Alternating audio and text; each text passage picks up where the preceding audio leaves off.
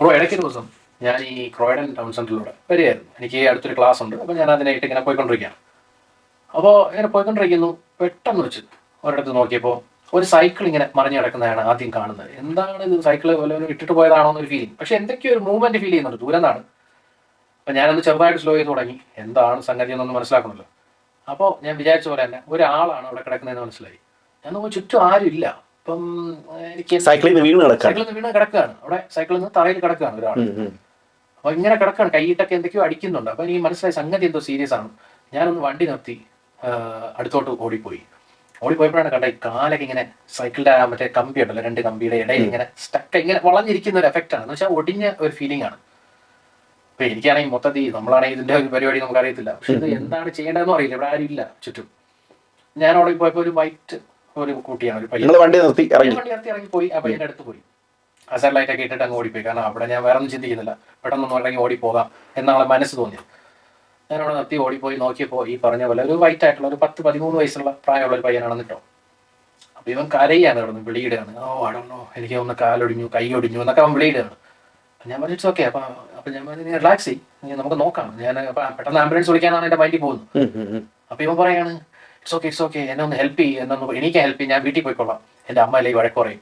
ഞാൻ പറഞ്ഞല്ല, നമ്മൾ ആംബുലൻസ് വിളിക്കണം. കാരണം നീ കിടക്കുന്ന അവസ്ഥയ്ക്ക് നീ കാരണം വിടുന്ന് കിടക്കുന്ന ഒരാൾ പെട്ടെന്ന് എണീക്കരുതെന്നാണല്ലോ ഞാൻ കേട്ടിട്ടുള്ളത്. കാരണം നമ്മൾ എണീപ്പിക്കാൻ ശ്രമിക്കരുത്, അവർക്ക് എന്ത് ഡാമേജ് ആണ് ബോഡിയിൽ. കാരണം പ്രത്യേകിച്ച് ഈ സ്പൈനൽ ഇഞ്ചുറീസ് ഒക്കെ, ബാക്കിന് ഇഞ്ചുറീസ് ഒക്കെ വന്നു നമ്മൾ ഈ നാട്ടിൽ ഇങ്ങനെ പൊക്കിയെടുത്തോണ്ട് പോകും. അതാണ് ഏറ്റവും ഭയങ്കര ഡേഞ്ചറസ് ആണ്. എക്സാക്ട്ലി. അപ്പൊ അതുകൊണ്ട് തന്നെയാണ് ഞാനൊന്ന് മടിച്ചു. കാരണം ഇനി എങ്ങനെ എണീറ്റ് വല്ല പണി ആവണ്ടെന്ന് പറഞ്ഞാൽ വേണ്ട, നീ കിടക്കുന്നുണ്ട്. അപ്പൊ ഇവൻ ഇല്ല പ്ലീസ് എന്നെ എങ്ങനെ കാല് നൂലിത്തായിരിക്കും, സ്റ്റക്ക് ആയിരിക്കുന്നതുകൊണ്ടാണ് എനിക്ക് പറ്റുന്നില്ല, ഇനി വീട്ടിൽ പോകണം, എന്റെ അമ്മ വഴക്ക് പറയും ഞാൻ ആംബുലൻസിൽ പോയെന്ന് പറഞ്ഞു. ഇതൊക്കെയാണ് പറയുന്നത്. അപ്പോഴേക്കും മറ്റേ അപ്പുറത്ത് ഒരു വീടുണ്ടായിരുന്നു, തൊട്ടപ്പുറത്ത് റോഡിന്റെ ക്രോസ്. ഇവിടെ നിന്നൊരു സായിപ്പ്, നമ്മുടെ ഒരു വെള്ളക്കാരൻ, പുള്ളി ഇങ്ങനെ ഇറങ്ങി വരികയാണ്. പുള്ളി ഈ മറ്റേ ഗൗണില്ലേ, മറ്റേ ഈ ഷവറൊക്കെ കഴിഞ്ഞ് വീട്ടിലിടാനുള്ള, അപ്പം പുള്ളി ആ ഒരു ജോസ് പ്രകാശ് സെറ്റപ്പിൽ പുള്ളി ഇങ്ങനെ ഇറങ്ങി വരികയാണ്. അപ്പൊ ഞാനൊരു ആശ്വാസമായി, ഒരാളൂടെ എത്തിയല്ലോ, പ്രത്യേകിച്ച് ഒരു വൈറ്റ് മാൻ, ഇവരെല്ലാം ഒരേ കമ്മ്യൂണിറ്റി ആണല്ലോ എന്നുള്ളൊരു ചിന്തയിൽ ഞാൻ ഇത്തിരി ഇങ്ങനെ പയ്യൻ എന്തോ പറ്റിയെന്ന് തോന്നുന്നു. അപ്പൊ ഇയാൾ വന്ന് ഇങ്ങനെ എൻക്വയറി ചെയ്യാണ്, അതായത് എന്ത് പറ്റി, എപ്പോഴാണ്. അപ്പൊ എനിക്കറിയില്ല, ഞാനും ഇപ്പൊ വന്നപ്പോഴാണ് കാണുന്നത്. അപ്പോ ഞാൻ നോക്കുന്നു, എനിക്ക് തിരിച്ചറിവുണ്ടായി ഈ പുള്ളി ഒന്നും ചെയ്യാൻ ഉദ്ദേശിക്കുന്നില്ല. അവനോട് ചോദിക്കാണ് നിന്റെ വീട് എവിടെ, എന്നാ പിന്നെ നീ പോയിക്കോ, പതിയെ അഡ്ജസ്റ്റ് ചെയ്ത് പോയിക്കോ. ഞാൻ അങ്ങനെ ശരിയല്ല, അതല്ലല്ലോ. എന്നിട്ട് ഞാൻ എന്ത് ചെയ്തു, ഈ സീറ്റിനെയൊക്കെ ഒന്ന് റിമൂവ് ചെയ്ത് പതിയെ അവന്റെ കാലൊക്കെ ഒന്ന് ഊരാൻ നോക്കി. അപ്പൊ എനിക്ക് മനസ്സിലായത് വലിയ പ്രശ്നമൊന്നുമില്ലാന്ന് തോന്നുന്നു, പക്ഷെ ഇടിച്ചതിന്റെ ഇമ്പാക്ട്. അപ്പോ കൈ നോക്കിയപ്പോ ചെറിയൊരു ബെൻഡായി ഇങ്ങനെ കിടക്കുകയാണ്. അപ്പൊ എനിക്ക് തോന്നി അതിനെന്തോ പണിയുണ്ടെന്ന് എനിക്കറിയില്ലല്ലോ. ഞാൻ പറഞ്ഞു എന്തോ, നീ എന്തായാലും ഒന്ന് വെയിറ്റ് ചെയ്യും, കുറച്ചു നേരം ഒന്ന് ഇരിക്കുന്നു പറഞ്ഞു. അപ്പൊ നീ ഒന്ന് എണീറ്റിരുന്നു. അപ്പൊ ഇതിനിടയിൽ ഞാൻ നോക്കുമ്പോൾ അപ്പുറത്തെ വീട്ടിലെ ഒരു 2 കപ്പിള്, അതും ഒരു വെള്ളക്കാരായിരുന്നു. അപ്പൊ അത് ആ ഒരു ഏരിയ ആയിരുന്നു. അപ്പം ഇവരെങ്ങനെ ഇറങ്ങി വന്നു, ഇവര് അടുത്ത് പോകേണ്ട റെസ്റ്റോറന്റിനെ കുറിച്ചും അങ്ങനെ എന്തൊക്കെയോ ഡിസ്കഷൻ നടക്കുന്നു. അപ്പൊ ഇവിടെ നോക്കുന്നുണ്ട്, പക്ഷേ അവരടുത്ത് ഡിസ്കഷൻ ചെയ്യുന്നു, വണ്ടി എടുക്കുന്നു, അവര് പോകുന്നു. ഞാൻ നോക്കുമ്പോൾ ഇത് നമ്മളിവിടെ എന്താണ് ചെയ്തുകൊണ്ടിരിക്കുന്നത് എന്നൊരു ഫീലിംഗ് വന്നു തുടങ്ങി. അപ്പൊ എനിക്കാണെങ്കിൽ അടുത്ത ക്ലാസ്സിന് സമയമായി, ഞാൻ ഇനി പോവാതിരുന്ന, ഞാൻ ബ്രോയ്ക്ക് അറിയാലോ, ഒരു കോൾ ചെയ്ത് ഡ്രൈവിംഗ് ഇൻസ്ട്രക്ടർ എന്ന് പറയുമ്പോൾ പൊതുവെ എല്ലാം ഫിക്സ്ഡ് ആണ്, നമ്മുടെ ടൈമിംഗ് സെറ്റ് ആണ്. അതിന്റെ കൂടെ നമ്മളൊരു കോൾ ചെയ്ത് കഴിഞ്ഞാൽ ഒരു അവസ്ഥ അറിയാം, കുറെ ഡീറ്റെയിൽസ് കൊടുത്തിട്ട് പിന്നെ അവിടെ വെയിറ്റ് ചെയ്ത് കുറെ നേരം ബുദ്ധിമുട്ടുണ്ട്. അപ്പം ഞാൻ നോക്കിയപ്പോൾ എനിക്ക് അറിയാം റിയാലിറ്റി എന്നുള്ളൊരു അവസ്ഥയിൽ ഞാൻ ഇങ്ങനെ നിൽക്കുമ്പോഴാണ് ഒരു ഹോംലെസ് ആള് വരികയാണ്. ഒരു ജിപ്സി ഒരു ടൈപ്പ് പുള്ളിയാണ്, ഒരു ബാഗൊക്കെ മറ്റേ ഈ ട്രാവലിംഗ് ബാഗ് പോലത്തെ ഒരു ടീം. ആ പുള്ളി ഇങ്ങനെ വരുന്നു, ക്രോസ് ചെയ്ത് പോകാൻ എന്ത് പറ്റിയെന്ന് വെച്ചാൽ ഞാൻ പറഞ്ഞു ഇങ്ങനെ ആക്സിഡന്റ് ആയതാണെന്ന് തോന്നുന്നു പയ്യൻ.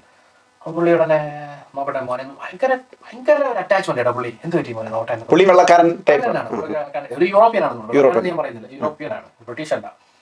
അപ്പൊ ഈ എന്ത് പറ്റി മോനെ എന്നൊക്കെ ചോദിച്ചു, കൈ ഇങ്ങനെ എടുത്ത് തടവിയിട്ടുണ്ട്.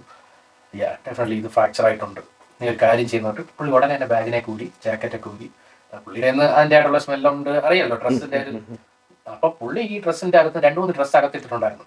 ഇതിലൊരു ടീഷർട്ടിനെയൊക്കെ ഊരി കീറി എന്റെ കയ്യിൽ കെട്ടിക്കൊടുക്കാണ്, സ്ലിംഗ് പോലെ ഇങ്ങനെ കെട്ടിക്കൊടുത്താണ്. അപ്പൊ ഞാൻ ഇങ്ങനെ ഷോക്കായി നോക്കിക്കൊണ്ടിരിക്കുകയാണ്. അപ്പൊ ഞാൻ പറഞ്ഞു, അപ്പൊ ഗൈസ് നിങ്ങൾ ഓക്കെ അല്ലേ, എങ്കിൽ പിന്നെ ഞാൻ പോകുന്നു, കാരണം എനിക്ക് ജോലി ഉള്ളതുകൊണ്ട്. ഞാൻ അപ്പൊ പോകുന്നു. ആ പയ്യൻ ഞാൻ ഇങ്ങനെ ക്രോസ് ചെയ്ത് പോകുമ്പോഴും ഭയങ്കരമാണ് ഇങ്ങനെ കൈ അടിച്ചു പറയാൻ, താങ്ക് യു സോ മച്ച് എന്ന് പറഞ്ഞിട്ട് എന്നെ കൈ അടി, ഓക്കെ എന്ന് പറഞ്ഞിട്ട് ഞാനങ്ങ് പോയി. അപ്പോൾ എനിക്ക് അവിടെ ഫീൽ ചെയ്ത സാധനം, എടാ അത്രയും നിങ്ങളുടെ കമ്മ്യൂണിറ്റിയിലുള്ള ആൾക്കാർ, ഒരു കൊച്ചു പയ്യൻ, കമ്മ്യൂണിറ്റിയൊക്കെ വിടും, ഒരു കൊച്ചു പയ്യൻ കാലൊടിഞ്ഞൊരു അവസ്ഥയിൽ അവിടെ കിടക്കുന്നു. ഒരു പച്ചവെള്ളം കൊടുക്കാനുള്ള ഒരു കോമൺ സെൻസ് മനസ്സിലായോ? നിങ്ങൾ ഈ നാട്ടിൽ ജനിച്ചവനോ എവിടെ ഉള്ളവനായിക്കൊണ്ടോട്ടെ, അത് നമ്മളെ ആദ്യം ചെയ്യുന്ന ഒരു മര്യാദയല്ലേ. ഒരു ഗ്ലാസ് വെള്ളം കുടിക്കാൻ എന്തെങ്കിലും വേണോ, നിനക്ക് നീ ഓക്കെ ആണോ, അല്ലെങ്കിൽ അവിടെ ഇരിക്കുന്നു, എന്തെങ്കിലും റെസ്റ്റ് എന്തെങ്കിലും ചിന്തിക്കില്ലേ? തീർച്ചയായിട്ടും. എനിക്ക് തോന്നുന്നത് ബ്രോ പറഞ്ഞ ഒരു കാര്യത്തിൽ എനിക്ക് മനസ്സിലായത് ഒരു കമ്മ്യൂണിറ്റി ഫീലിംഗ്, അതായത് ഒരു വെള്ളക്കാരൻ മറ്റൊരു വെള്ളക്കാരൻ എന്ന് പറയുന്ന സംഭവമാണ് എനിക്ക് മെയിനായിട്ട് പ്രൊജക്റ്റ് ചെയ്തത് അല്ലേ? എക്സാക്ട്ലി. കാരണം ആ ഒരു കമ്മ്യൂണിറ്റി ഫീലിംഗ് ഇല്ലാതെ ഇല്ല. അതെനിക്ക് ഞാൻ വ്യക്തമായി കണ്ടു. അതെ അതെനിക്ക് തോന്നുന്നത് നമ്മുടെ ഈ ഒരു സമൂഹത്തിൻ്റെ പ്രോബ്ലമാണ്. കാരണം എന്താ വെച്ചാൽ ഇവിടെ എല്ലാം സ്റ്റേറ്റ് പ്രൊവൈഡഡ് ആണ്. ഇപ്പം അസുഖം വന്നാൽ സ്റ്റേറ്റ് കൊടുക്കും. ഇപ്പം വഴിയിൽ കിടന്നു കഴിഞ്ഞാൽ റെസ്ക്യൂ ഇത് വരും, വണ്ടി വരും. പ്രശ്നങ്ങൾ അസുഖമാണെങ്കിൽ അയലത്തെ ആൾക്കാരെ വിളിക്കേണ്ട കാര്യമില്ല, ആംബുലൻസ് വരും. ഇപ്പം അതൊക്കെ കുറേ മാറിയിട്ടുണ്ട്. എങ്കിലും ഇതാണ് പൊതുവേ ഡെവലപ്ഡ് കൺട്രിയിൽ നടക്കുക. ഇപ്പം ഒരു പിന്നെ ഡോക്ടറിനെ കാണണമെങ്കിൽ ഉണ്ട്. ഇപ്പോൾ ഡോക്ടറിനെ കാണാൻ തന്നെ പോകാൻ പറ്റത്തില്ലെങ്കിൽ തന്നെ ഡിസേബിൾഡ് ആയിട്ടുള്ള ആൾക്കാർക്കാണെങ്കിൽ അതിനുള്ള വണ്ടിയുണ്ട്. അപ്പം ഇങ്ങനെ പറയുന്ന ഒരു സ്റ്റേറ്റ് പ്രൊവൈഡഡ് സർവീസാണ് നമ്മുടെ നാട്ടിൽ നടക്കുക. അപ്പം ആരുടെയും റെസ്പോൺസിബിലിറ്റി അല്ല പബ്ലിക്കിൽ ഇങ്ങനെ നടക്കുന്ന സംഭവം എന്ന് പറഞ്ഞിട്ടുണ്ട്. ഇതെനിക്ക് തോന്നുന്ന ഇതൊരു അൺഫോർച്ചുനേറ്റ് സിറ്റുവേഷനാണ്. കാരണം എനിക്ക് തോന്നുന്നത് നമ്മൾ ഈ പറയുന്ന പോലെ ഈ സമൂഹം പൊതുവെ ഇങ്ങനെയാണ്. കാരണം ഇപ്പം നമ്മളൊരു വഴിയിൽ വെച്ചിട്ട് ഒരുത്തന്നെ മൊബൈൽ ആരെങ്കിലും പിടിച്ചു പറിച്ചുകൊണ്ട് പോയി, അല്ലെങ്കിൽ ഒരുത്തനെ ഇടിക്കുന്നു. നമ്മളെ ഇവിടുത്തെ ഈ ഒരു സമൂഹത്തിൻ്റെ ഒരു പ്രധാന പോരായ്മയായിട്ട് ഞാൻ കണ്ടത് അവിടെ ഒരുത്തിനും ഇടപെടത്തില്ല കഴിവതും. പക്ഷേ ഇടപെടുന്ന ആൾക്കാരും ഉണ്ട്. അത് ഞാൻ പലതവണ പല ഇൻസിഡൻറ്റിൽ റേഡിയോസിലായാലും ഇപ്പം നമ്മൾ പിന്നെ യൂട്യൂബിൽ നോക്കിയാലും ഇടപെട്ട സംഭവങ്ങളുണ്ട്. പക്ഷെ അത് പൊതുവേ ഉള്ള കമ്മ്യൂണിറ്റി വെച്ച് നോക്കുവാണെങ്കിൽ അവർ കഴിവതും ഒരു സംഭവം നടന്നു കഴിഞ്ഞാൽ ആ ഇൻസിഡൻറ്റിൽ കഴിവതും ഇടപെടത്തില്ല. Unless it is not a dangerous എന്ന് അവർക്ക് 100% ഉറപ്പുണ്ട് ഇത് ഓക്കെയാണ് എന്ന് തോന്നുന്ന സിറ്റുവേഷൻ ഒഴിച്ച്. അതെ 100%. കാരണം ഞാൻ ഇടയ്ക്ക് കണ്ട ഒരു വീഡിയോ ആണ്, ഒരു ട്രെയിനിൽ ഒരു പയ്യനായിട്ട് കുത്തുകയാണ്, ഒരുത്തൻ സ്റ്റാബ് ചെയ്തുകൊണ്ടിരിക്കുകയാണ്. അപ്പോൾ ഇതെല്ലാം കണ്ടുകൊണ്ടിരിക്കുന്ന ട്രെയിനിലുള്ള മറ്റ് കമ്മ്യൂട്ടേഴ്സിനെ ഇവരിങ്ങനെ വീഡിയോ കാണിച്ചിട്ട് പറയാണ് സോ സാഡ് എന്ന്. അപ്പോൾ ഞാൻ കമന്റ്സ് നോക്കിയപ്പോൾ വീഡിയോ എടുത്താൽ നീ എന്തിനാണ് വീഡിയോ എടുത്ത് കഷ്ടപ്പെട്ടത്, നിനക്ക് ഇടപെടായിരുന്നില്ലേ ഒന്ന്. രണ്ടാമത്തെ കാര്യം, why you saying so sad? കാരണം അവന്റെ ജീവിതം റിസ്ക് ആയാലും എന്ത് ചെയ്യും? ഇപ്പൊ ഈ ഇരിക്കുന്നവന് കുടുംബമുണ്ട്, ജീവിതമുണ്ട്. അവൻ ഈ കുത്തുന്നവനെ രക്ഷപ്പെടുത്താൻ പോകുന്നിടത്ത് ആ കത്തിയെടുത്ത് ഇവനെ കുത്തിക്കഴിഞ്ഞാൽ അവന്റെ ജീവിതം പോകുന്നുണ്ട്, പാരാസ്പെക്ട്. പക്ഷേ എനിക്ക് പറയാൻ വന്നത് അതല്ല. ഞാൻ ആസ് എ മലയാളി ആണ് ഞാൻ ചിന്തിച്ചത്. നമ്മൾ മലയാളികളെ കുറിച്ച് എവിടെ തിരിഞ്ഞാലും കുറ്റം പറയുന്ന വീഡിയോസ് ഞാൻ കാണുന്നുണ്ട്. എവിടെ നോക്കിയാലും വീഡിയോസ് അല്ല, ഐ മീൻ വാർത്ത. നമ്മൾ മലയാളികൾ തന്നെയാണ് മലയാളികളെ കുറിച്ച് കുറ്റം പറയുന്നത്. എപ്പോൾ എന്ത് പറഞ്ഞാലും അവൻ മലയാളിയില്ല, അതുകൊണ്ടാണ് അവൻ ചെയ്തത്. മലയാളി അവൻ നശിക്കും എന്ന് പറയുന്ന ഒരു വല്ലാത്തൊരു ആസ്പെക്ട് ഉണ്ട്. പക്ഷേ ഇത് മനസ്സിലാക്കണമെങ്കിൽ ഞാൻ ഈ പറയുന്ന പോലെ എനിക്ക് ഈ V6 കാറുകളോട് ഭയങ്കര ഭ്രാന്താണ്. എനിക്ക് 1-2 കാറുണ്ടായിരുന്നു. ഒരു സ്കോഡയുടെ ഹോണ്ടയുടെ ഒരു V6 ഉണ്ടായിരുന്നു, ഒരു സ്കോഡയുടെ V6 ഉണ്ടായിരുന്നു നാട്ടിൽ.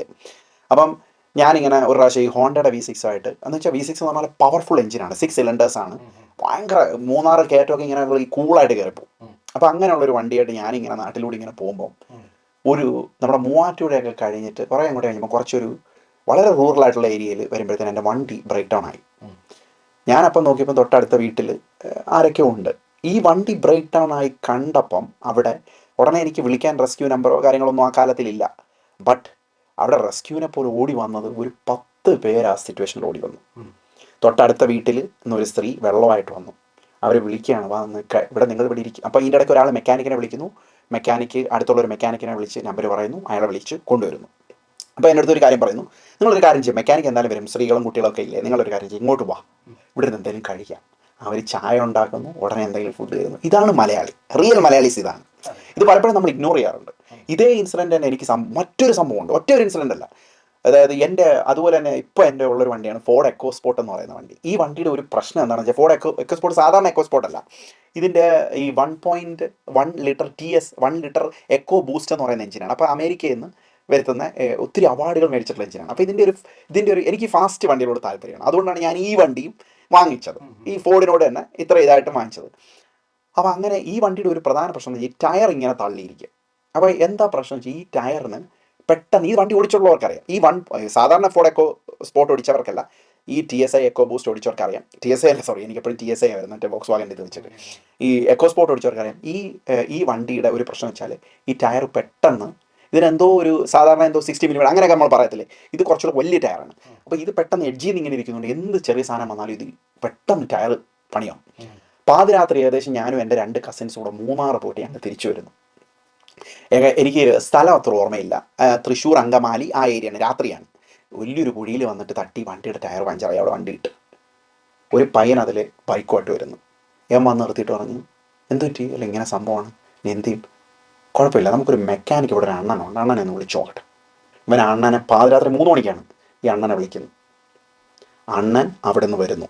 ഇതിൻ്റെ ഇടയ്ക്ക് എനിക്ക് വയറിൽ ടോയ്ലറ്റിൽ പോകാൻ മുട്ടുന്നു. ഇവൻ പറഞ്ഞു, ഒരു കാര്യം ചെയ്യും, ഇവിടെ ഞാൻ താമസിക്കുന്ന സ്ഥലമുണ്ട്, അങ്ങോട്ട് വന്നേ, അവിടെ സ്റ്റുഡൻസ് അങ്ങനെയുള്ളവരാണ്, പക്ഷേ വളരെ വൃത്തികെട്ട സെറ്റപ്പാണ്, എങ്കിൽ തന്നെയും അവൻ എന്നെ അവിടെ കൊണ്ടുപോയി. ആ സമയത്ത് നമുക്കൊന്നും അല്ലല്ലോ പ്രശ്നം. അവിടെ കൊണ്ടുപോയി അവിടെ ടോയ്ലറ്റിൽ പോയി തിരിച്ചു വന്നപ്പോഴത്തേന് ഈ അണ്ണൻ വന്നു. ഈ അണ്ണൻ തൽക്കാലം എന്ത് ചെയ്തു, നമുക്ക് അഡ്ജസ്റ്റ് ചെയ്ത് ട്യൂബ്ലെസ് ടയറാണ്, ഇതിനകത്ത് ട്യൂബ് ഇട്ട് തന്നു, വണ്ടിക്ക് അത് ട്യൂബ് ഇട്ട് തന്ന് നമ്മൾ അടുത്ത ലൊക്കേഷനിലേക്ക് പോകാനുള്ള പരിപാടി നോക്കി. മിനിമം കാശേ വാങ്ങിച്ചുള്ളൂ. ഇതൊക്കെയാണ് മലയാളി എന്ന് പറയുന്നത്. ആ ഒരു സ്നേഹം, ആ ഒരു സപ്പോർട്ട്, ആ ഒരു കമ്മ്യൂണിറ്റി ഫീലിംഗ് നമുക്ക് നാട്ടിലോ ഇന്ത്യയിലോ ഒക്കെ കിട്ടും. ആഫ്രിക്കയിലും ഉണ്ട് ഇത്. നമ്മൾ കണ്ടതാണ്, കെനിയയിൽ നമ്മൾ കണ്ടാണ്.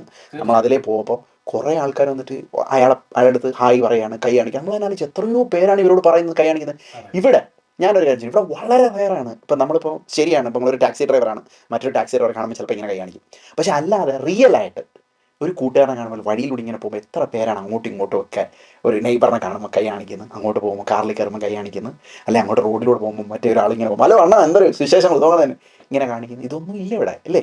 ആ ഒരു രീതി ചിന്തിച്ചാൽ മലയാളി എന്ന് പറയാൻ നമ്മൾ തീർച്ചയായിട്ടും അഭിമാനം കൊള്ളുന്ന, നമ്മൾ so lucky people in the world ആണ് എന്നാണ് ഞാൻ ചിന്തിക്കുന്നത്, അല്ലേ ബ്രോയ്ക്ക് എന്താണ്? അല്ല, അതാണ് ഞാൻ ഇപ്പോൾ എടുത്തു പറഞ്ഞ ബ്രോ. അതായത് ഇപ്പോൾ ഞാൻ ഈ ഇൻസിഡന്റ് തുടക്കത്തിൽ പറയുമ്പോൾ ഞാൻ ഉദ്ദേശിച്ചത് എന്താണെന്ന് വെച്ച് കഴിഞ്ഞാൽ, ഈ ഇറങ്ങിപ്പോണമെന്നുള്ള മെന്റാലിറ്റി എൻ്റെ ഒരു നേച്ചർ അല്ല, മലയാളി എന്നുള്ള ഒരു നേച്ചറാണ്. കാരണം ഒരു മലയാളി ഒരു നിങ്ങൾ ഇത് കണ്ടിട്ടുണ്ട്.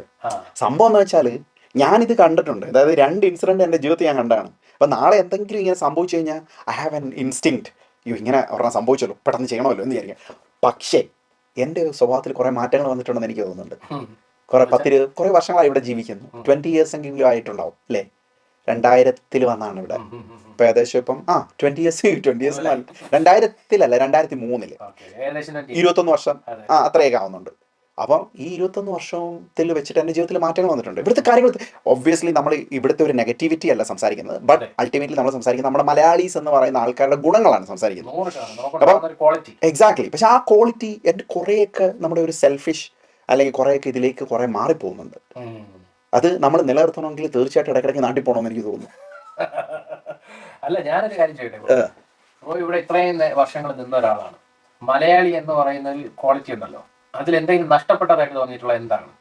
എനിക്ക് മലയാളി എന്ന് പറയുന്ന ഒരു ക്വാളിറ്റി ഏറ്റവും കൂടുതൽ നഷ്ടപ്പെട്ടതായിട്ട് തോന്നിയത് കുറച്ച് എന്താ പറയുക, ഈ പറയുന്ന ഒരു ആറ്റിറ്റ്യൂഡാണ്.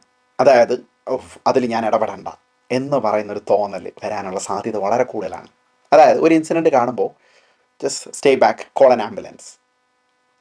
പക്ഷെ അതൊരു ടു ആൻഡ് ഷോർട്ട് ആണ്, അല്ലേ? ഇത് 2 സൈഡും ഉണ്ട് ഇതിന്.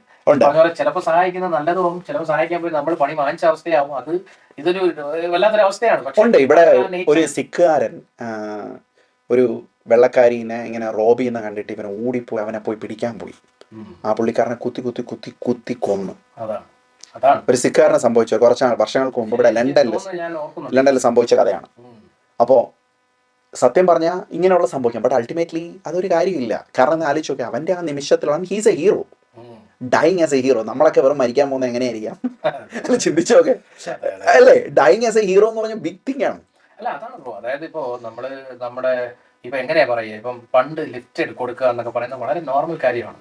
ഇന്ന് ലിഫ്റ്റ് കൊടുക്കുക എന്ന് പറഞ്ഞാൽ മറ്റേ എനിക്ക് ഓർമ്മയുണ്ട്, ഞാൻ ഒരു സമയത്ത് വളർന്നു വരുന്ന ഒരു ടൈമിൽ ഞാൻ കേട്ടിട്ടുള്ള ഒരു ന്യൂസാണ്, സൂക്ഷിക്കണം, കാരണം നിങ്ങൾ പറയിലിരുത്തുന്ന ആള് സിറിഞ്ച് വെച്ച് കുത്തി നിങ്ങൾ എയ്ഡ്സ് പരത്തി തരും. അല്ല, ഇതൊക്കെ കേട്ടിട്ടുള്ള വാർത്തകളാണ്. നമ്മൾ മര്യാദയ്ക്ക് കൊണ്ടുപോയിക്കൊണ്ടുന്ന ആൾക്കാരായിരിക്കാം, ഒരു പ്രശ്നം ഉണ്ടാകാതിരിക്കുക. ഇനി ക്രിമിനൽ ആയാൽ പോലും ആ ക്രിമിനലിന് നമ്മളോടൊരു പ്രശ്നം കാണില്ല, അവൻ അവിടെ ഇറക്കി വിട്ട് കഴിഞ്ഞാൽ അവന്റെ വാടകയ്ക്ക് പോകും. ഞാൻ തന്നെ ആലോചിക്കാറുണ്ട്, ഇപ്പൊ നാട്ടിൽ പോകുമ്പോൾ തന്നെ ചില സമയത്തൊക്കെ ഈ പിള്ളേർ കൈ കാണിക്കുന്ന സ്ഥിരം ഒരു പരിപാടിയുണ്ട്. സ്കൂളിൽ നിന്നൊക്കെ ഇങ്ങനെ എന്നെ ഒന്ന് കേട്ടു അപ്പുറ സ്ഥലത്ത് ഇട്ടാൽ മതി. അപ്പൊ ഞാൻ പലപ്പോഴും ആലോചിച്ചിട്ടുണ്ട്, ചേട്ടാ ഈ പിള്ളേർ ഇങ്ങനെ കൈ കാണിച്ചിട്ട് ഈ വണ്ടിക്കകത്തുള്ള വല്ല പീഡോഫൈലോ അല്ലെങ്കിൽ വല്ല പ്രശ്നക്കാരനോ ആണെങ്കിൽ എന്ന് നമ്മൾ ചിന്തിക്കും. പക്ഷേ ഇതിൻ്റെ ഒരു പോസിറ്റീവ് സൈഡിൽ നമ്മൾ ചിന്തിച്ചാലോ, ഈ ആൾക്കാർക്കുള്ളൊരു ട്രസ്റ്റ്, മറ്റുള്ളവരിലുള്ളൊരു ട്രസ്റ്റ്, അത് നമ്മുടെ നാട്ടിലുണ്ട്. ഇവനെ പേടിക്കണ്ട, അല്ലെ മലയാളിനെ പേടിക്കണ്ട എന്ന് പറയുന്നൊരു ട്രസ്റ്റ് നമ്മുടെ നാട്ടിലുണ്ട് എന്ന് പറയുന്ന ഒരു വലിയ സംഭവമല്ലേ. ഇവിടെ ആരെങ്കിലും കൈ കാണിച്ച് ആരും നിർത്തൂല. കാരണം എന്താ വെച്ചാൽ അവർക്ക് പേടിയാണ്. കാരണം ആരെ വിശ്വസിക്കാത്തില്ല എന്നുള്ളൊരു പ്രശ്നം ഇവിടെ. അതുകൊണ്ട് അങ്ങനെ ഒരു സംഭവമേ ഇല്ല. അതേസമയം നാട്ടിൽ അങ്ങനെ ഒരു സംഭവം ഉണ്ട്. എന്തുകൊണ്ടാണ്? അവിടെ ഒബ്വിയസ്ലി അതിൻ്റെ ഒരു നീഡുണ്ട്, ആവശ്യകതയുണ്ട്, but at the same time ആ ട്രസ്റ്റും ഉണ്ട്, അല്ലേ? ആവശ്യകതയെക്കാളും ഉപരി ബ്രോ, എനിക്ക് തോന്നുന്നു ഞാനൊക്കെ ചെറുപ്പത്തിൽ ലിഫ്റ്റ് അടിച്ച് ഒരുപാട് പോയിട്ടുണ്ട്. അത് ആവശ്യകതയെക്കാളും ഉപരി എന്ന് പറഞ്ഞു കഴിഞ്ഞാൽ അതൊരു എന്താ പറയുക, ട്രസ്റ്റ് തന്നെയാണ്. ഇപ്പോൾ പറഞ്ഞ പോലെ നമുക്ക് ആരും പോലും അറിയില്ല, പക്ഷെ നമ്മൾ കൈ കാണിച്ചു കഴിഞ്ഞാൽ അവർ നമ്മളെ ഓക്കെ ആണെങ്കിൽ കയറ്റി കൊണ്ടുപോകും. അത് നമുക്കൊരു, അല്ലെങ്കിൽ നമുക്ക് ബസ് കയറി പോകാൻ അറിയാം, അറിഞ്ഞൂടാത്തോണ്ടല്ല, പക്ഷെ അതൊരു നമുക്ക് ട്രസ്റ്റ് ഉണ്ട്. അതാണ് അതിന്റെ സത്യം. പക്ഷെ ഈ പറഞ്ഞ പോലെ അതല്ല പക്ഷെ മീഡിയാസ് പ്രൊജക്ട് ചെയ്യുന്നത്. അവിടെയാണ് പ്രശ്നം. ഒറ്റപ്പെട്ട സംഭവങ്ങൾ എടുത്തു വെച്ച് വാർത്തയിൽ കാണിക്കുമ്പോൾ നെഗറ്റീവ് ഇൻഫ്ലുവൻസ് കൊടുത്ത് നമ്മൾ ഉൾപ്പെടെ ചിന്തിക്കും ഒരു സഹായം ചെയ്യണ്ട എന്ന് പറയുന്ന ഒരു അവസ്ഥയിലേക്ക് നമ്മളെ കൊണ്ടുപോകുന്നുണ്ട്. പക്ഷേ സത്യം പറഞ്ഞാൽ ബ്രോ ഒന്ന് ആലോചിക്കുക, ഒരു മലയാളി എന്ന് പറയുമ്പോൾ ഇപ്പോൾ ബ്രോയുടെ ഒരു പരിചയക്കാരൻ്റെ വീട്ടിൽ പോയാൽ ഭക്ഷണം അത് നമ്മുടെയൊക്കെ ഒരു കൾച്ചറിന്റെ ഭാഗമാണ്. നമ്മൾ ഭക്ഷണം ആവശ്യത്തിന് നമ്മൾ കൊടുക്കുക എന്നുള്ളതാണ്. അവൻ വേണ്ടാന്ന് പറഞ്ഞാൽ കഴിപ്പിക്കുക, ഇതൊക്കെ ഒരു കൊള്ളൂലാത്ത ക്വാളിറ്റി, അതിന്റെ മറ്റേ പോസിബിലിറ്റീസ് ആ ചർച്ചയിലോട്ട് നമ്മൾ പോകും. നമ്മൾ അതിഥി സൽക്കാരം എന്ന് പറയുന്നത് വീട്ടിൽ ചെന്ന് തന്നെ ചായ കുടിക്കാം അല്ലെങ്കിൽ ഇങ്ങനെ ചെയ്യാം എന്ന് പറഞ്ഞില്ലെങ്കിൽ അത് that's A very good character അല്ലേ, നമ്മൾ തന്നെ ആലോചിക്കാറുണ്ട്. അതോടൊപ്പം തന്നെയാണ് നമ്മൾ ഈ പറയുന്ന പോലെ നിങ്ങൾക്ക് എനിക്ക് തോന്നാറില്ല നമ്മുടെ പല നല്ല ക്വാളിറ്റീസ് ഉണ്ട്. അതായത് ഈ പറഞ്ഞ പോലെ ഒന്ന് അതിഥി സൽക്കാരം, രണ്ട് നമ്മളെ ഈ പറയുന്ന പോലെ ഒരു ട്രസ്റ്റിംഗ്, അങ്ങോട്ടും ഇങ്ങോട്ടുള്ള ഒരു വിശ്വാസം, മലയാളി അല്ലേ എന്ന് പറയുന്നത്. ഒബിയസ്ലി എല്ലാത്തിലും പ്രശ്നങ്ങളുണ്ട്, ബട്ട് പൊതുവേ ഉള്ള ഒരു വിശ്വാസമുണ്ട്. മൂന്ന്, ഒരു പ്രശ്നങ്ങൾ വന്നു കഴിഞ്ഞാൽ പെട്ടെന്ന് എന്തെങ്കിലും സംഭവിച്ചെന്ന ഒരു ഇൻസ്റ്റിങ്ക്റ്റ് ആയിട്ട് നമ്മുടെ മനസ്സിലുണ്ട്, ഒന്ന് ഹെൽപ്പ് ചെയ്ത് നോക്കാം അല്ലെങ്കിൽ ഒന്ന് സഹായിക്കാം എന്ന് പറയുന്ന ഒരു സംഭവമുണ്ട്. ഇതൊക്കെ ഉണ്ടെങ്കിലും ഇതൊക്കെ ഉണ്ട്. പക്ഷേ ഈ പറയുന്ന ക്വാളിറ്റീസ് നമ്മൾ കുറേ നാൾ ഇവിടെ നിൽക്കുമ്പോൾ ഇവിടുത്തെ ഒരു സിസ്റ്റം അതല്ല. ഇവിടുത്തെ സിസ്റ്റം വളരെ ആ ഒരു സൈഡിൽ നിന്ന് വെച്ചാൽ വളരെ നല്ലൊരു സിസ്റ്റമാണ്. കാരണം ഗവൺമെൻറ് ആസ് എ ഗവൺമെൻറ് എന്ന് പറയുന്നത് it's a very good system. പക്ഷേ ആൾക്കാർ ഇൻഡിവിജ്വൽ എന്ന് പറയുന്നത് I don't know whether it is a very good system or not. Government എന്ന് പറയുമ്പോൾ ഇവിടെ എല്ലാത്തിനും പ്രൊവൈഡ് ചെയ്യുന്നുണ്ട് അവർ. പക്ഷെ അതുകൊണ്ട് തന്നെ ഒരു അങ്ങോട്ടും ഇങ്ങോട്ട് റിലൈ ചെയ്യേണ്ട, അങ്ങോട്ടും ഇങ്ങോട്ട് ഹെൽപ്പ് ചെയ്യേണ്ട, അങ്ങോട്ടും ഇങ്ങോട്ടും ഒരു കമ്മ്യൂണിറ്റി ബോധം വരേണ്ട ആവശ്യകത ഇവിടെ കുറവാണ് അല്ലേ. അപ്പം അങ്ങനെ വരുന്ന ഒരു രാജ്യത്തേക്ക് ഒരു മലയാളി എന്നുള്ള രീതിയിൽ നിങ്ങൾ ഇങ്ങോട്ട് പറിച്ച് നടപ്പെടുമ്പോൾ നിങ്ങൾക്ക് എന്താണ് നഷ്ടപ്പെട്ടത്? ഒരു മലയാളി ക്വാളിറ്റി, നിങ്ങൾ വർഷങ്ങളായിട്ട് ഇവിടെ ഉള്ള ആളാണ്, നിങ്ങൾക്ക് അങ്ങനെ തോന്നിയിട്ടുണ്ടോ എന്തെങ്കിലും എനിക്ക് നഷ്ടപ്പെട്ടതുമായിട്ട്? നഷ്ടപ്പെട്ടത് ട്രസ്റ്റ് തന്നെയാണ്. അതായത് ഞാൻ രണ്ട് സംഭവം പറയാം.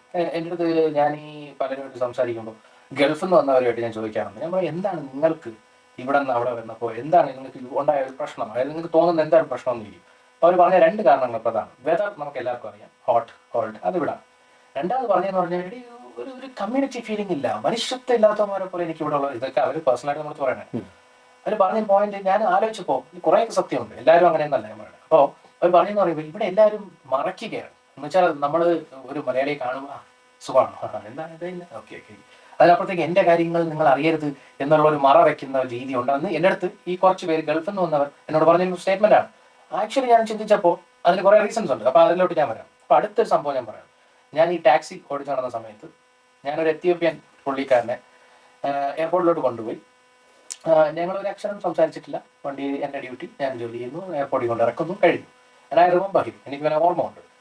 അടുത്തൊരു മാസം കഴിഞ്ഞപ്പോൾ കറക്റ്റ് ഇവരെ ഞാനാണ് പിക്കപ്പ് ചെയ്യാനും പോയത്. കോയിൻസിഡൻ്റ് ആണ്. പിക്കപ്പ് ചെയ്ത് വന്നപ്പോൾ അപ്പം ഇവനെ ഇരുന്ന് ഇങ്ങനെ വാതുരാതെ സംസാരിക്കാൻ എന്നോട്. ഞാനും സംസാരിച്ചു. അപ്പം എത്യോപ്യയിൽ ഞാൻ എൻ്റെ ലൈഫ് ഇസ് സോ നൈസ് മാൻ, അവിടെ ഇതാണ് അതാണ് എല്ലാം പറഞ്ഞു. ഇവിടെ മിഷ്യൻ ലൈഫാണ് ഇവൻ റിപ്പീറ്റഡ് ആയി പറഞ്ഞോളൂ.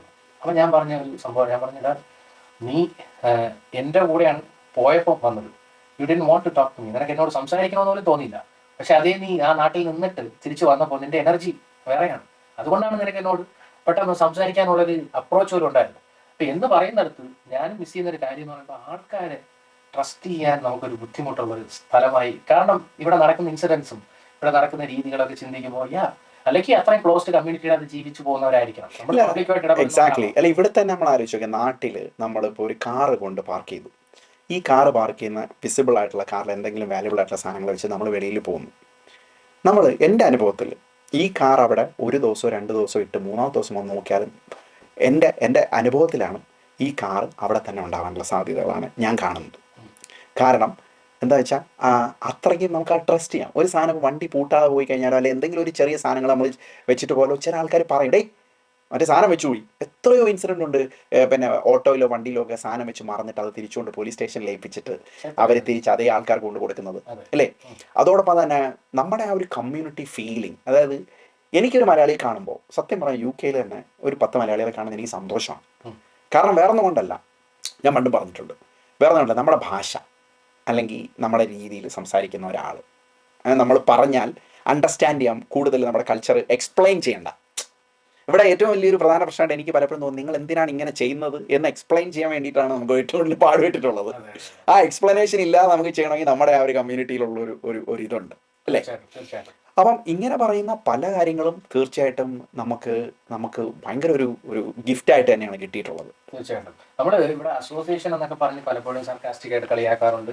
അതിന്റെ കുറെ നെഗറ്റീവ്സ് ആയിട്ട് നമുക്ക് അറിയാം, നമ്മൾ തന്നെ കളിയാക്കിയിട്ടുണ്ട്. അപ്പൊ അതേസമയം ഈ അസോസിയേഷൻ കാരണം എത്രയോ പിള്ളേർ ഞാൻ എപ്പോഴും മനസ്സിലാക്കിയിട്ടുണ്ട് കമ്മ്യൂണിറ്റി ഫീലിംഗ് എന്ന് വെച്ച് കഴിഞ്ഞാൽ പിള്ളേർക്കൊക്കെ ഇവിടെ ഒരു ഷൈനസ് മാറാൻ കിട്ടുന്ന ഒരു പ്ലാറ്റ്ഫോമാണ്. അവിടെ വന്ന് ഇവരൊരു ഡാൻസ് ഒക്കെ ചെയ്ത് അവർ എക്സ്പോഷർ കിട്ടുമ്പോൾ അവർക്ക് കയ്യടി കിട്ടുമ്പോൾ കിട്ടുന്ന കോൺഫിഡൻസ്. ഇനി അതിനുപരി ഈ ഒരു അടുത്തൊരു ക്രിസ്മസ് അല്ലെങ്കിൽ ഒരു സമ്മർ അല്ലെങ്കിൽ എന്തെങ്കിലും വരാനായിട്ട് അവരുടെ ഒരു എക്സൈറ്റ്മെന്റ് അല്ലെങ്കിൽ അവരുടേതായിട്ടുള്ള ഒരു ഷോക്കേസ് ചെയ്യാനുള്ള ഒരു ആഗ്രഹങ്ങൾ ഇതൊക്കെ നിലനിൽക്കുന്നതുകൊണ്ടാണ് നമ്മളൊക്കെ ഇന്നും തീർച്ചയായിട്ടും 100%. മാത്രമല്ല നമ്മുടെ കൾച്ചറിന്റെ ഏറ്റവും മലയാളികളുടെ ഏറ്റവും വലിയ പ്രധാന പ്രശ്നം നമ്മുടെ ആ ഒരു ജാതീയ ഇത് ഉണ്ട്. അതായത് ക്രിസ്ത്യൻ, ഹിന്ദു, മുസ്ലിം. പക്ഷെ ഇവരെല്ലാം അത്യാവശ്യം ഇന്ന് വരെ, നാളെ എന്താവുമെന്ന് പറയാൻ പറ്റില്ല, പല പ്രോബ്ലംസും നടക്കുന്നുണ്ടാവും. പക്ഷെ ഇന്ന് വരെ ഈ ഒരു കമ്മ്യൂണിറ്റി ഫീലിംഗ് എപ്പോഴും നമുക്കുണ്ട്. കാരണം എൻ്റെ കുഞ്ഞുകാലത്ത് മുതൽ എനിക്ക് ക്രിസ്മസിന് അപ്പുറത്തെ വീട്ടിൽ നിന്ന് ഈസ്റ്ററിനുള്ള പിന്നെ കേക്ക് കൊണ്ടു തന്നു. വട്ടയപ്പം അത് കിട്ടിയില്ലെങ്കിൽ എനിക്ക് വിഷമമാണ്. ഒരു പ്രായം വരെ അവർ കൊണ്ടു തരുമായിരുന്നു. വട്ടയപ്പം കിട്ടുമായിരുന്നു ഈസ്റ്ററിന്, ഗ്യാരണ്ടീഡാണ്. ക്രിസ്മസ് കരോളിന് നമ്മുടെ വീട്ടുകാർ എഴുന്നേറ്റിരിക്കുക. എന്തിനാണെന്നറിയോ? പാപ്പ വരുമെന്നറിയാം. അതോടൊപ്പം തന്നെ ഓണത്തിൻ്റെ ഇതിൽ നമ്മൾ ഒരു വിലയെങ്കിലും ഒന്നുമില്ലെങ്കിലും അവിയലും പിന്നെ മറ്റേ ഇത് വെച്ചിട്ട് ഒരു ചെറിയൊരു ഇല വെട്ടി കിടന്നു. ക്രിസ്മസിന് സ്റ്റാർ ഇടുന്ന ഒരു പരിപാടി ഇങ്ങനെയുള്ള ഞാൻ ചെയ്തിട്ടുണ്ട്. അത് ഒരു വലിയ ഇൻസിഡന്റ് സംഭവിച്ചിട്ടുണ്ട്. വേറൊരു പുള്ളിക്കാരൻ വന്നിട്ട് ആ സ്റ്റാറൊക്കെ ഇളക്കി കളഞ്ഞ് ഞാൻ കരഞ്ഞ് പിന്നെ വീണ്ടും നമ്മൾ വേറെ സ്റ്റാറൊക്കെ വാങ്ങിച്ച് ഇട്ട ഒരു ചരിത്രമൊക്കെ ഉണ്ട്. അങ്ങനെയുള്ള ആൾക്കാർ എല്ലാത്തിലും ആൾക്കാരുണ്ട്, പല ആൾക്കാരുണ്ട്. അപ്പം ഇങ്ങനെ പറഞ്ഞ എൻ്റെ കുഞ്ഞിലെ ഞാൻ സ്റ്റാർ ഇട്ടിട്ടുണ്ട്. അപ്പൊ ആ ഒരു കമ്മ്യൂണിറ്റി ഡെവലപ്മെന്റ്, മറ്റുള്ളവരെ മനസ്സിലാക്കാനും അസഹിഷ്ണുത എന്ന് പറയുന്ന സാധനം അവോയ്ഡ് ചെയ്യാനും ഒക്കെ പഠിച്ചൊരു കമ്മ്യൂണിറ്റിയാണ് നമ്മൾ. അപ്പോൾ അതുകൊണ്ട് തന്നെ നമ്മൾ പലപ്പോഴും നമ്മുടെ കൾച്ചറിനെ കുറിച്ച് കുറ്റം പറയുമെങ്കിൽ ഇറ്റ്സ് ഓൾ ഒരു ത്രാസിലിട്ട് നമ്മൾ അങ്ങോട്ടും ഇങ്ങോട്ടും നോക്കിയാൽ നമുക്ക് ഒത്തിരി നല്ല കാര്യങ്ങൾ നമ്മൾ പഠിച്ചിട്ടുണ്ട്. നമ്മളൊക്കെ ഇന്ന് ഇവിടെ നിന്ന് സംസാരിക്കുന്ന പോലും ഈ രാജ്യത്ത് വന്ന് ഇങ്ങനെ ഇരിക്കുന്ന പോലും ഐ തിങ്ക് നമ്മളൊരു മലയാളി ആയതുകൊണ്ട് തന്നെയാണ് അല്ലേ? കുറേയൊക്കെ ബ്രിട്ടീഷ് സിറ്റിസൺ ആണ്, ഇത്രയും വർഷമായി ഇവിടെ വന്നിട്ട് സ്റ്റിൽ നമ്മളൊരു മലയാളി തന്നെയാണെന്ന് നമ്മുടെ മനസ്സിലുണ്ട് എന്ന് പറയുമ്പോൾ അത് നമ്മുടെ ഇമോഷൻസും നമ്മുടെ നൊസ്റ്റാൾജിയും എല്ലാം അവിടെ കിടക്കുന്നതുകൊണ്ടാണ്. ആബ്സല്യൂട്ട്ലി. എൻ്റെ ഏറ്റവും വലിയ ആഗ്രഹം എന്ന് പറയുമ്പോൾ ഞാൻ എപ്പോഴും എൻ്റെ പഴയ ആൾക്കാരെ കാണുമ്പോൾ എപ്പോഴും എല്ലാവരും കാണുമ്പോൾ ഞാൻ ഏറ്റവും കൂടുതൽ സന്തോഷിക്കുന്ന ഒരു കാര്യത്തിലാണ്. എന്താണെന്ന് പറയും, അവരെന്നോട് പറയാറുണ്ട് അല്ലെങ്കിൽ സംസാരിക്കാൻ പറയാറുണ്ട്, ഡേയ് നിനക്കൊരു മാറ്റമില്ലല്ലേ? I'm so happy to hear that. എൻ്റെ പല കൂട്ടുകാരും എന്നോട് പറഞ്ഞിട്ടുള്ള കാര്യമാണ്, I'm so happy to hear that. കാരണം ചിലപ്പോൾ നമ്മൾ ആഗ്രഹിക്കുന്നത് ഉഷോ ഞാൻ അങ്ങനെ ആവണ്ടല്ലേ, ഞാൻ കുറച്ചുകൂടെ പിന്നെ ഇങ്ങനെ പറയുന്നതെന്നാണ്. ബട്ട് എനിക്ക് ആ സന്തോഷം എന്താ വെച്ചാൽ നമ്മൾ മലയാളിയായി ജനിച്ചു, ഒരു മലയാളിയായി മരിക്കണം എന്നുള്ളതാണ് എൻ്റെ ഏറ്റവും വലിയ ആഗ്രഹം. Honestly speaking. അല്ല, അത് അതിന്റെ ഏറ്റവും വലിയ ഉദാഹരണമാണ് ബ്രോ. നമ്മൾ എത്ര തന്നെ ഇവിടെ കൊടികൊട്ടി പറഞ്ഞെന്ന് പറഞ്ഞാലും ചുരുക്കം പേരെ ഒഴിച്ച് ബാക്കി മുക്കാല് പേരും നാട്ടിൽ പോയി അവസാന കാലമെങ്കിലും അവിടെ ജീവിച്ച് മരിക്കണമെന്ന് തന്നെയാണ് ആഗ്രഹിക്കുന്നത്. അതിന്റെ കാരണം നമ്മുടെ മണ്ണ് എന്നുള്ളൊരു ഫീലിംഗ് നമുക്ക് എപ്പോഴും അവിടെ ഉണ്ട്. നാട് എന്ന് പറയുന്ന പോലെ ഞാൻ പറഞ്ഞു തന്നത്, എനിക്ക് ഇതിൽ ഈ ഒരു ഇൻസിഡന്റ് നമ്മൾ തുടങ്ങിയതിന്റെ കാരണം പോലും എനിക്ക് തോന്നി മലയാളിയെ കുറ്റം പറയാൻ എപ്പോഴും എളുപ്പമാണ്. എപ്പോഴും നമുക്ക് മലയാളി അങ്ങനെയാണ്, മലയാളി ഇങ്ങനെയാണ്, മലയാളി മറ്റേ കണ്ടു കഴിഞ്ഞ് കഴിഞ്ഞാൽ പാല വയ്ക്കുന്ന മലയാളിയാണ്, ഇതെല്ലാം പറയുമ്പോഴും കൈപിടിച്ച് പൊക്കി വിട്ടതും മലയാളീസ് തന്നെയാണ്. എത്രയോ ആൾക്കാരുണ്ട്, യൂസഫ് അലിയെ പോലുള്ള വളരെ ഡൗൺ ടു എർത്ത് ആയിട്ടുള്ള, ഇന്നും മലയാളം മറക്കാത്ത അല്ലേ എത്രയോ ആൾക്കാർക്ക് ജോലി കൊടുത്ത ഓണ്ടർപ്രണേഴ്സ്, അതുപോലെ തന്നെ എത്രയോ നല്ല കാര്യങ്ങൾ നമ്മൾ മലയാളികൾ ചെയ്തിട്ടുണ്ട്. അതോടൊപ്പം തന്നെ ഇന്റലിജന്റ് ആയിട്ടുള്ള ആൾക്കാർ, അതോടൊപ്പം തന്നെ വേൾഡിലെ തന്നെ number one of the best health care system ഉള്ള സ്ഥലം. ഇവിടെ വേറെ നാട്ടിൽ വരേണ്ടി വന്നു നമ്മൾ പലതും നമ്മുടെ നാട്ടിനെ കുറിച്ച് നല്ലതാണെന്ന് മനസ്സിലാക്കാൻ എന്ന് പറയുന്ന മലയാളിയാണ് ഞാൻ. അപ്പോൾ തീർച്ചയായിട്ടും മലയാളികൾക്ക് ഇതുപോലെയുള്ള ഒത്തിരി നന്മകളുണ്ട്. അപ്പോൾ നമുക്ക് നമ്മുടെ ജനങ്ങളിലേക്ക് വിട്ടുകൊടുക്കാം. അപ്പം നിങ്ങൾക്ക് എന്താണ് മലയാളി തോന്നുന്നത്? തീർച്ചയായിട്ടും നെഗറ്റിവിറ്റി ഇഷ്ടം പോലെ ഉണ്ട്, പലതും ഉണ്ട്, നമ്മൾ ചിന്തിച്ചാറുണ്ട്. പക്ഷെ നമ്മൾ കാണാൻ ശ്രമിക്കുന്നത് പോസിറ്റീവായിട്ടുള്ള കാര്യങ്ങളാണ്, പോസിറ്റീവ് സൈഡാണ്, പോസിറ്റീവ് ആസ്പെക്ട്. നിങ്ങൾക്ക് പോസിറ്റീവായി തോന്നിയിട്ടുള്ള എന്തെങ്കിലും ഇൻസിഡൻസ് ഉണ്ടോ, അല്ലെങ്കിൽ എന്തെങ്കിലും മലയാളിയുടെ ഒരു ക്വാളിറ്റി ഉണ്ടോ, അതൊക്കെ നമ്മൾ ഷെയർ ചെയ്യുക, നിങ്ങൾ കമന്റ്സ് ആയിട്ട് ഇടുക. പിന്നെ നമ്മുടെ വീഡിയോസ് ഇഷ്ടപ്പെട്ടാൽ ലൈക്ക് ചെയ്യുക, അതുപോലെ തന്നെ ഫോളോ ചെയ്യുക, പിന്നെ പറ്റിയാൽ ഷെയർ ചെയ്യുക ഫ്രണ്ട്സിനോട്. നമ്മുടെ ചാനൽ ഈ പറഞ്ഞ ഇതിനകത്ത് ഏറ്റവും പ്രധാനമായിട്ട് പറയാനുള്ളത്, നമ്മുടെ വ്യൂവേഴ്സ് ഇഷ്ടം പോലെയുണ്ട്, മില്യൺസ് ഓഫ് വ്യൂവേഴ്സ് നമുക്കുണ്ട്, പക്ഷെ ഫോളോവേഴ്സ് നമുക്ക് കുറവാണ്. അപ്പം നിങ്ങൾ തീർച്ചയായിട്ടും, ഞങ്ങൾ എവിടെയും പോകത്തില്ല, ഞങ്ങൾ ഇന്നും നാളെയും മറ്റന്നാളും ഒക്കെ ഇവിടെ തന്നെ കാണും. തീർച്ചയായിട്ടും നല്ല കണ്ടന്റുകൾ ചെയ്തുകൊണ്ടിരിക്കും. അപ്പം നിങ്ങൾക്ക് ഈ കണ്ടന്റുകൾ ഇഷ്ടപ്പെടുന്നു, ഇത് നിങ്ങൾക്ക് ഫോളോ ചെയ്യാൻ പറ്റുമെങ്കിൽ 100% ഫോളോ ചെയ്യുക. കാരണം ഞങ്ങൾ എന്നും നിങ്ങളുടെ ഉണ്ടാവും എന്നുള്ളൊരു വാഗ്ദാനമാണ് നമുക്ക് തരാൻ പറ്റുക, അല്ലേ? എല്ലാ നാട്ടിലും ചന്ദ്രനിൽ പോയാലും മലയാളിയാണെന്ന് പറയുന്ന പോലെ നമുക്ക് എല്ലാവർക്കും നല്ല ദിവസങ്ങളും നല്ല രീതിയിൽ സംഭവിക്കട്ടെ. So let's time.